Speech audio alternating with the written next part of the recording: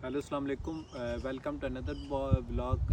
Visa application centre के ऊपर हर बच्चे का एक माइंड होता है कि उसने वीज़ा इंटरव्यू, आजकल एम्बेसी इंटरव्यू यूके की एम्बेसी ले रही है। तो ये बड़ा इंपॉर्टेंट फैक्टर है। आजकल हर बच्चे की डिस्कशन होती है कि एम्बेसी इंटरव्यू में क्या सवाल पूछे जाएंगे, कौन कौन से क्वेश्चन होंगे, क्या पूछेंगे, कोई यूनिवर्सिटी के बारे में, सिटी के बारे में। तो मैं भी अभी रिसेंटली इनटेक पे आया था, तो मैंने एम्बेसी इंटरव्यू दिया था। तो मैं आपको इसके ऊपर ब्रीफ इंट्रोडक्शन दे देता हूँ, क्या क्या सवाल होंगे और कैसे सवाल चलेंगे। अच्छा, जो मेन टॉपिक है वो एम्बेसी इंटरव्यू हो गया। एम्बेसी इंटरव्यू में वो स्टार्ट कैसे करेगा, आपसे पहले क्वेश्चन पूछेगा, आपका इंट्रो पूछेगा। उसमें आपका CNA पूछ सकता है, ID पूछ सकता है, पासपोर्ट। तो क्योंकि आप बायोमेट्रिक पे जमा करा के आ जाते हैं तो पासपोर्ट आपके पास होगा नहीं। तो वो CNIC ID वगैरह, आपका नाम वगैरह, डेट ऑफ बर्थ पूछेगा। ये सारा इंटरव्यू में पूछेगा और आपके साथ है हेलो हाय और आपका हाल वगैरह सारा कुछ वो पूछ लेगा। उसके बाद जो उसका मेन क्वेश्चन आएगा वो आपसे पूछेगा why you choose this university. आपने उस यूनिवर्सिटी में ब्रीफ इंट्रोडक्शन दे देना, आपने ये यूनिवर्सिटी लिए चूज़ किया, इसकी रैंकिंग ये है, इसकी लोकेशन वगैरह सारा कुछ आपने ना उसको बता देना है। और उसके बाद जो है अगला क्वेश्चन होगा, उसी से ना एक रिलेटेड क्वेश्चन ही पूछते रहेगा। वो जैसे यूनिवर्सिटी का पूछा है तो अगला क्वेश्चन पूछेगा अदर यूनिवर्सिटीज़ वाला। आपका पहले आपने ये यूनिवर्सिटी चूज़ किया, फिर आप अदर यूनिवर्सिटीज़ के दो, आप कोई भी दो यूनिवर्सिटीज़ उनकी रैंकिंग अपनी यूनिवर्सिटी के साथ कंपेयर करोगे, उसकी लोकेशन कर लोगे। तो ये ऐसे करके ये वाला सवाल भी आपका क्लियर हो जाएगा। उसके बाद आपकी कंट्री, आपने why you choose this country, आपने चूँकि यूके के चूज़ किया, आप ऑस्ट्रेलिया क्यों नहीं गए, कनाडा क्यों नहीं गए, अमेरिका, कोई भी कंट्री और। तो आप बताओगे जी ये सर्टेन फैक्टर्स हैं, यूके की पढ़ाई बहुत अच्छी है, UK by the good reputation ये वगैरह। इसमें भी आप ये आपने सारा कुछ ना इसकी पढ़ाई वगैरह सारा क्लियर कर देना है। तो ये भी आपका क्वेश्चन क्लियर हो जाएगा। और अदर कंट्री के बारे आगे आपने कहना है अदर कंट्री मैंने चूज़ की थी, मैंने जैसे कनाडा चूज़ की, ऑस्ट्रेलिया चूज़ किया, आपने कहना ऑस्ट्रेलिया कनाडा में ये था। तो इसमें अब मैंने कॉन्कोर्डिया, कर्टिन, कोई भी यूनिवर्सिटी का नाम लेकर ये किए। तो कनाडा में इसलिए नहीं गया, उसका टेम्परेचर बहुत हार्श था तो मैं उसमें रह नहीं सकता, तो ऐसे वगैरह के ना आपने रीज़न दे देनी है। और ऑस्ट्रेलिया में एक एक्सपेंसिव है, तो ऐसे करके आपने रीज़न दे के उस क्वेश्चन को भी सॉर्ट आउट कर देना है। और उसके बाद मेन जो क्वेश्चन उसके बाद आपसे पूछेगा लोकेशन का। आपकी जो यूनिवर्सिटी है आपकी लोकेशन क्या है, कौन सी सिटी पे आ पा रहे हैं, मैनचेस्टर आ रहे हैं, लंदन आ रहे हैं, बर्मिंघम जा रहे हैं, ब्रेडफोर्ड जा रहे हैं। तो आपने उसके इंपॉर्टेंट फैक्टर्स याद कर लेने हैं। कि जैसे मैनचेस्टर है तो इंडस्ट्रियल एरिया है, इधर फैक्ट्रीज़ हैं तो ये वगैरह है।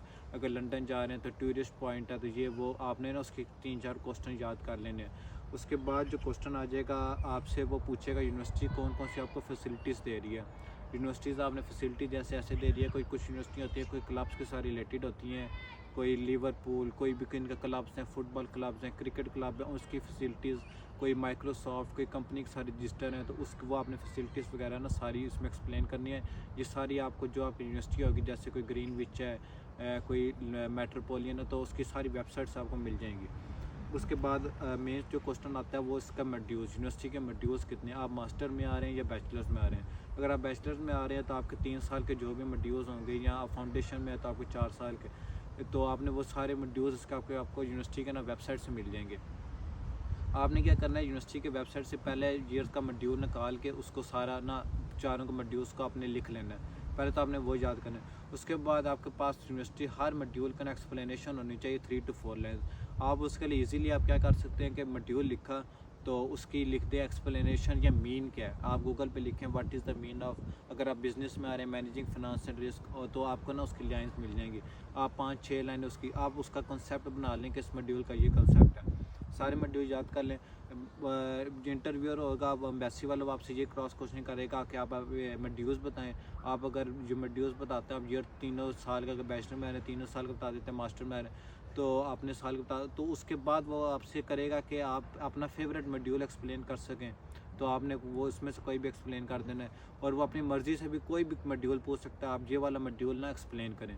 तो इसको भी आपने क्वेश्चन को बिल्कुल क्लियर वगैरह कर लेना है। उसके बाद जो एम्बेसी वाला क्वेश्चन पूछता है वो असल आपके जो आपने डॉक्यूमेंट्स प्रोवाइड किए हैं ना, यूके वीज़ा, जब आपने फाइल लॉक वगैरह या एप्लीकेशन किया है तो जो भी आपने की हैं तो वो असल वो फिर क्वेश्चन आ जाएगा।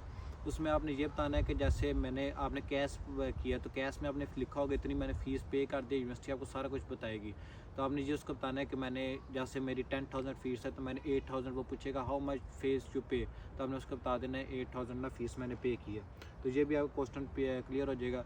उसके बाद असल फिर आपसे पूछेगा अकोमोडेशन का, आप आ रहे हैं इधर तो आप किधर रहेंगे, आपका क्या वगैरह, तो आपने बता देना कि यूनिवर्सिटी की में अकोमोडेशन है, उसकी फैसिलिटीज़ वगैरह ये वो। अगर यूनिवर्सिटी मुझे प्राइवेट अकोमोडेशन नहीं देती तो then I will go for a private accommodation. फिर आपने उसके नाम ले देना, डिफरेंट वेबसाइट, अम्बा स्टूडेंट का ले दें, किसी का भी कोई भी आप जिस कोई भी वेबसाइट का आप नाम ले दें, कोई तरह से चूज़ करूँगा ये वगैरह। तो उस ये भी आपको क्वेश्चन क्लियर हो जाएगा।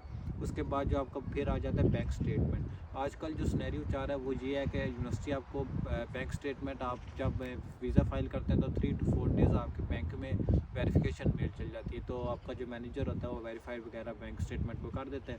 तो वो आपको बैंक स्टेटमेंट एज आ उस टाइम में ना फिर वो क्वेश्चन नहीं पूछेंगे कितनी सेविंग है, कितनी अमाउंट है, ये नहीं। तो वो ये पूछ सकता है कि आपके फादर के ऊपर डिपेंडेंट कितने, आपने बता देना ये हैं तो ये करते हैं वो। उसके बाद वो पूछेगा वो आपके फादर की सेविंग कैसे होती है, किस पॉइंट ऑफ व्यू से होती है, तो आपने बता देना कि ये सर्टेन पॉइंट ऑफ व्यू है कि मेरे फादर का ये बिज़नेस है, ये प्रॉपर्टी लैंड है, तो ये वगैरह उधर से ना मुझे हो रही है, उधर से मेरे फादर को इनकम हो रही है। और आपने बताना है कि ये इनकम ईयरली है, ये जो मैंने शो किया ये हर ईयर दोबारा आती है, दोबारा रिटेंड होती है। तो ये मेन क्वेश्चन वगैरह ना सारा कुछ है। उसके बाद जो मेन क्वेश्चन है, जो बच्चे कभी कभी कंफ्यूज होते हैं, जो एज आ वो पूछता है how was your interview, and पे आके ना एंड पे आके 3-4 ऐसे मेजर क्वेश्चन करता है वो, आपका इंटरव्यू कैसा था, तो आपने कहना it's very good, I am very happy. वो कहेगा आपको इंटरव्यू से क्या, what you have depend on interview, क्या वो आप क्या सोचते हैं इंटरव्यू आपका कैसा हो। और आपने कहना I am quite excited for my interview and I am waiting for my visa decision. बस आपने इसको ये बताना है कि मैं बड़ा हैप्पी ना हूँ, I am very happy, I am quite excited for my interview and I am waiting for my visa decision.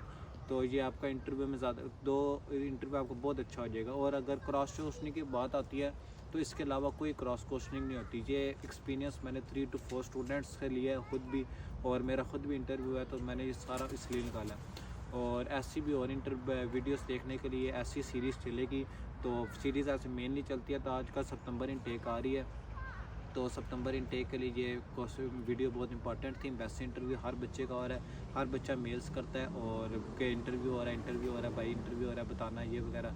तो इसलिए मैंने इसके एक ब्रीफ सी वीडियो बना देते हैं। और दूसरा इंस्टाग्राम का मैं लिंक भी दे दूंगा। इंस्टाग्राम में कोई भी अगर आपको डीएम वगैरह क्वेश्चन हुआ तो उधर से भी आप चैट करके बता सकते हैं, मैं आपको विद इन डे रिप्लाई कर दूंगा। और ऐसी वीडियो देखने के लिए सब्सक्राइब कर दें चैनल को, और गुड बाय।